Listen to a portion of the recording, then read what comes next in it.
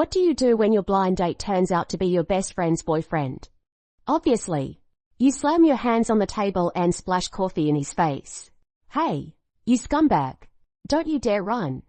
You have a girlfriend and you're still going on blind dates. Have you no shame? I'm warning you.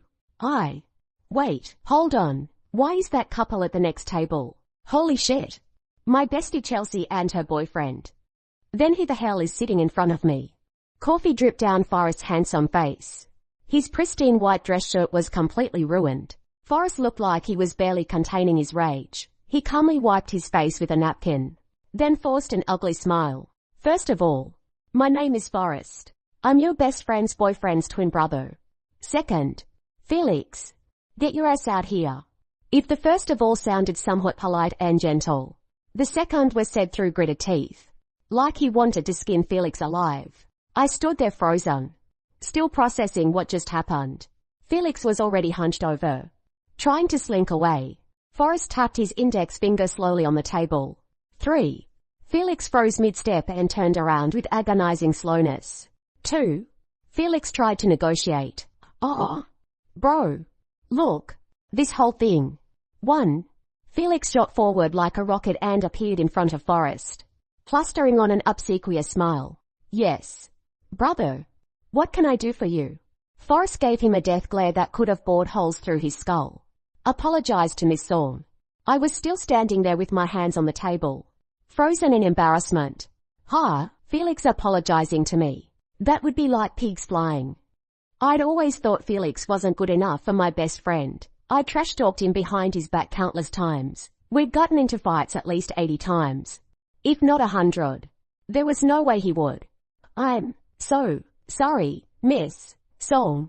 I stared in shock at Felix's humiliated expression. Holy shit. Pigs rarely were flying. Forrest wasn't satisfied and pinched him. What kind of attitude is that? Felix immediately bowed at a 30-degree angle, his face breaking into a forced smile. Miss Thorne, I'm so sorry. This is all my fault. Please forgive this lowly fool. The pig wasn't just flying, it was competing in a triathlon. Ha ha ha. Nothing like good old-fashioned sibling hierarchy to get results. While Felix stood obediently being lectured by his brother, my gaze slowly drifted to my best friend. Chelsea had been looking down at first, but my stare was too intense to ignore. When she realized she couldn't escape, she zipped over to the chair beside me. Chelsea grabbed my arm tight. Sophia, I swear I had no idea. Felix was scheming this whole thing. He said he wanted to introduce you to a rich guy. I thought it was a good opportunity for you. I didn't know he'd trick me too. I knew Felix, but I knew Chelsea even better. My Chelsea was pure, innocent, and sweet as pie.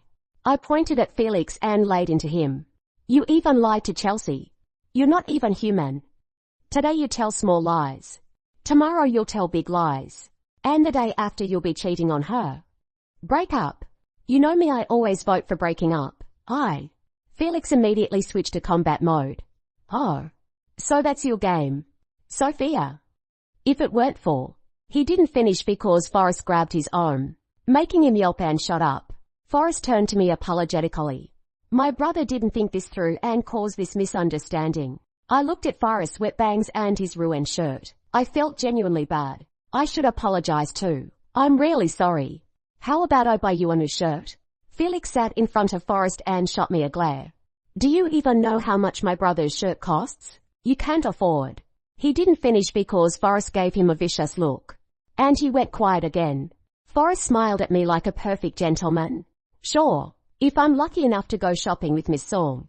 If I'd known Forrest was taking me to luxury boutiques, I would have died before promising to buy him a shirt. If I'd known one of his shirts cost thousands of dollars, I would have scrubbed it clean with my bare hands. But Forrest acted like he desperately needed a new shirt. He tried on one after another in every store we entered, walking up to me each time to show me. Fine, setting aside the outrageous prices. Objectively speaking, Forrest was nothing but hot. Even though he and Felix looked nearly identical, there were subtle differences when you looked closely. His eyes were slightly smaller than Felix's, but they had more intensity and presence. His nose was more prominent, giving his face striking definition. Even his lips seemed fuller and more inviting. Through his thin dress shirt, I could practically see his tight, defined abs, broad shoulders, narrow waist, great ass, and those particularly muscular thighs. But how could I ignore the prices? I couldn't afford one of his shirts even with a month's salary. Honestly, Forrest should just go shirtless, save money and give people a view worth seeing. Maybe my gaze was a little too direct. Or maybe my breathless heart was a little too sincere. Because Forrest proceeded to buy 8 nearly identical shirts in one go. I was about to pass out. I was just planning my bathroom escape when Forrest swiftly swiped his own card and gave the staff a look. I was immediately ushered to the women's section and handbag area. Forrest said with perfect gentlemanly consideration, "Thank you for accompanying me shopping. Miss Song, please pick out whatever you'd like. A small token of my appreciation. First of all, I wasn't a gold digger. Second, I wasn't stupid enough to turn down free money. Third, I forgot. But since I'd been the one to throw coffee first, I felt a bit guilty. I only symbolically tried on 2 dresses and 3 handbags. Just as I was using my usual deflection of I'll think about it, Forrest nodded and said, "Sure. Let's wrap up everything she just tried on." What the hell? What the hell? $30,000 or $40,000. Just like that. As a gift to me. Nothing in life came this free. Sitting in Forrest's passenger seat, I checked myself in the mirror. I was hot. Sure. But was I worth that much? Forrest definitely had an agenda. I glanced at his handsome profile, then let my eyes drift lower. His chest looked pretty built. Speaking of built, I wondered if, whatever, hot as hell, considerate as hell, and generous as hell, even if he turned out to be a total disaster, I'd deal with it. Forrest finally couldn't take my burning stare anymore. What's wrong? I looked at him seriously. If you want to be my sugar daddy, fine. But we need to establish some ground rules. Forrest's expression stiffened. Is that what you want? I nodded. Yep. Forrest seemed to sigh. All right then.